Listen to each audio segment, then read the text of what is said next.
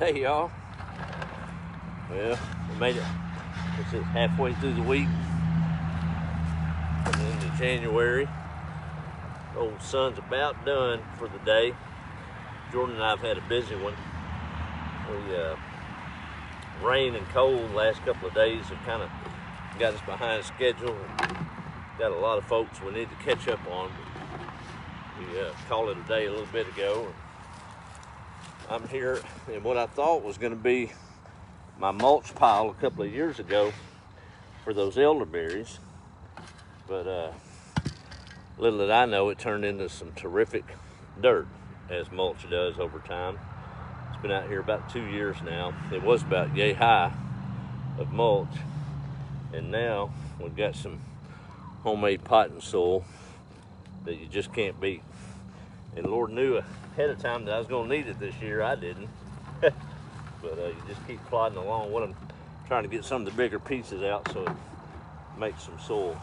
But I've got that bucket full and about two others. No, there wasn't nobody out here. It's me on the bucket. I'm famous for my homemade tripods. At least my sister says I am. But it's been a good day. A little bit more mild today ahead of pretty good little old cold we got coming first of the week down here in East Texas. We'll see the teens, and that's a little tough on us southern folks. But I've been harvesting a lot of this dirt and thanking the Lord for the rain.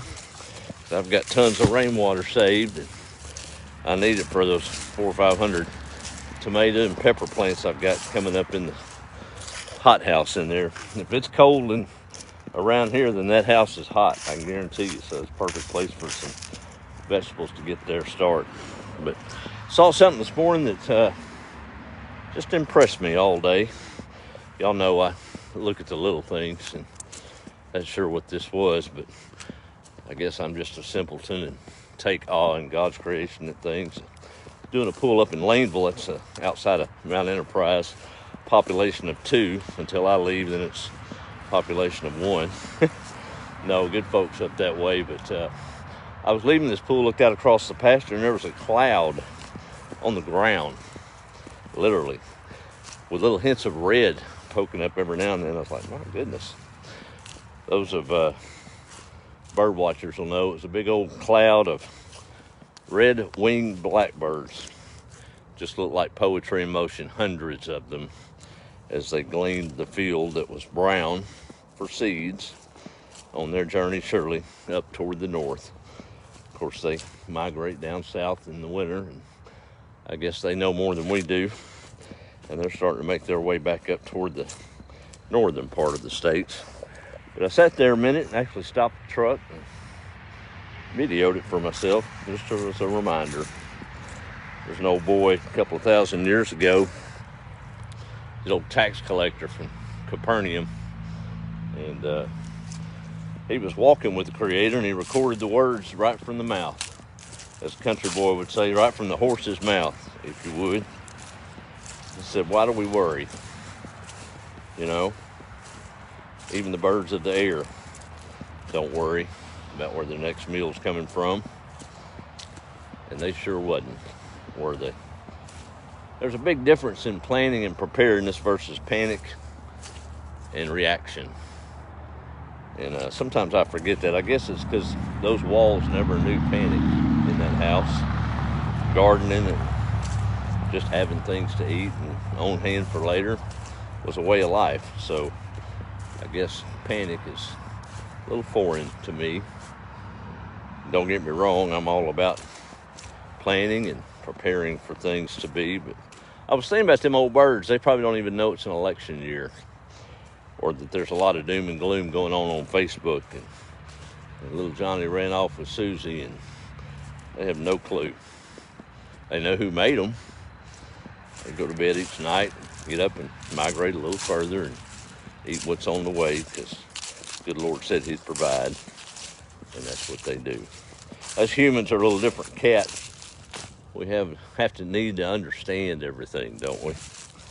Some things are just beyond our understanding. In fact, he told us not to lean to that understanding, to trust him. But he calls us to be smart.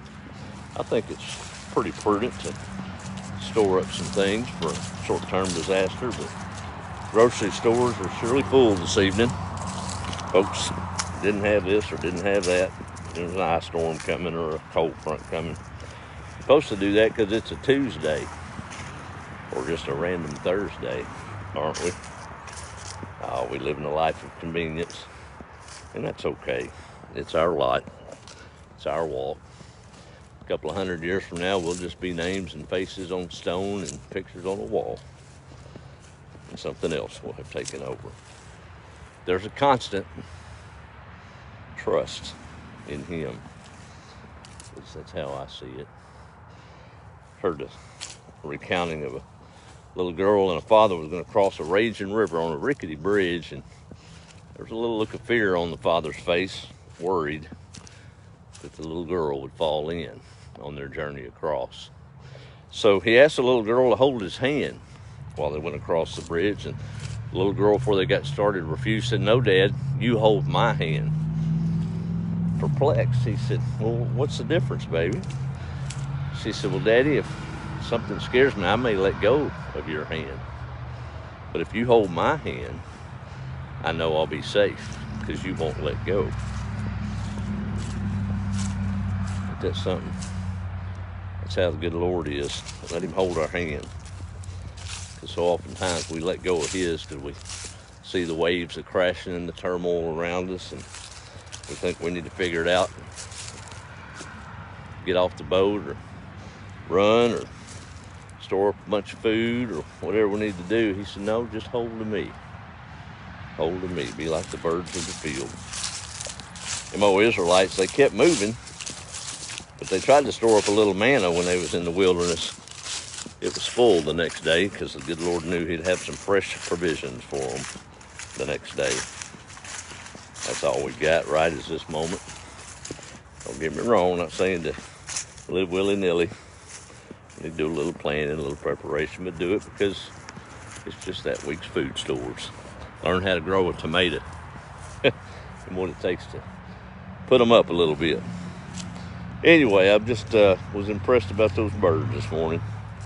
Kind of settled me down a little bit because I worry. I do. Don't get me wrong. I'm a bundle of nerves someday about what most of the stuff we worry about never happens anyway, though, does it? That's right. Heard that all my life. I'm looking at this old pasture. They don't know what's about to hit it, hopefully. You know, it's good to have neighbors. It's good to know your neighbors. And I'm going to do a little plant trading for the use of a tractor a little bit later this month. I've got a tractor over yonder and over yonder. They need plants and I need tilling. We call that trading, don't we? It ain't always about money. Lord, money's a new thing. Helping each other out. And what was it? Old carpenters would go do this, and bricklayers would help the carpenter on his house. So, just a way of life, not because it's crazy times. That's just how it should be. That's how I see it. Anyway, I rambled long enough. I got to get in there. I got me some sugar cane. I had some a while back, but it's long gone. And got to go root that. Got some cinnamon trees coming. I made a big old batch of elderberry syrup the other evening. And it's kind of good to get back to living again. I find myself busy in there planting. I think we've got, Lord, I'd hate to, I'm going to start lying if I say a number. I'm going to throw one out there. I know we've got 200 plants, elderberries rooted, ready for the field, and another 250 that are about a week away from planting. But nothing else. I had fun during the winter. So you got to do a little planning, but do it because it's a Tuesday or a Thursday or a Wednesday, not because the world's going to end or we get ourselves in a mess worrying about stuff. Somebody called it borrowing trouble. No sense in it. Well, I hope y'all have a good week. Hope you're prepared for a little cold snap that's coming. We ain't going to have to do a whole lot around here because it's just called living. Goats are good. Dogs are fine. Can't let old Bart out here. That knucklehead, he's doing fine. I got to ask Joanna. I think they must have named him after old blind Bartimaeus in the Bible. But I actually got him trained with hand signals. He can kind of see shadows, and the poor thing's anxious, so he's got to be around you, but sometimes he just gets under your foot. So now he knows when I put my hands a certain way and move it, then he moves on back and he'll find some spot on the recliner or somewhere. But he's happy, he's warm, and loving life with his second set of humans. But got to put on a smile and amidst the rain. And boy, we had it, didn't we? I was actually thankful to see it as I've not been able to work, because my rainwater store was getting a little low. But it's not now. Let me do a quick roll call and quit rambling and get in here and get to work planting these sugar cane cuttings. It's going to be a month or so before they start sprouting, but we'll see how that goes. At least I'll be able to make a little sugar at the house if I need to, right? All right, let's see who's on here, and we're going to call it a night. I'm going to have to put on my old readers and go see one of my good buddies, Mr. Kelvin Adams, and he and his wife have an optometry shop here, and he keeps bugging me to come see him, but I'm hard-headed. But I guess it's that time to start taking care of my eyes a little bit better. Let's see here who's on this evening. There's Miss Joyce Starks from Floridian, Louisiana. How are you? Let's see. We got Phelps Diamond on. Hi.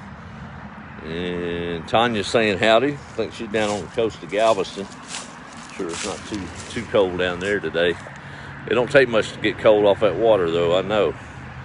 Mr. Kenneth Cantrell from Ohio. Boy, I don't know if I can handle the weather up there. Pretty country, though. Let's see who else is on here. Miss Irene saying howdy. Maria's at work again.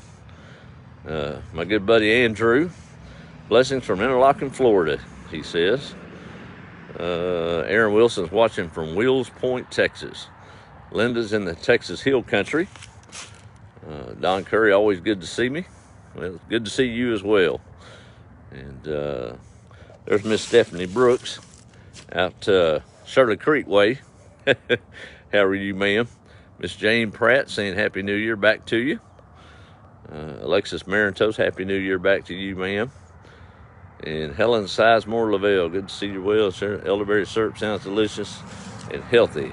Anxiously waiting for spring here in Missouri. Well, good stuff.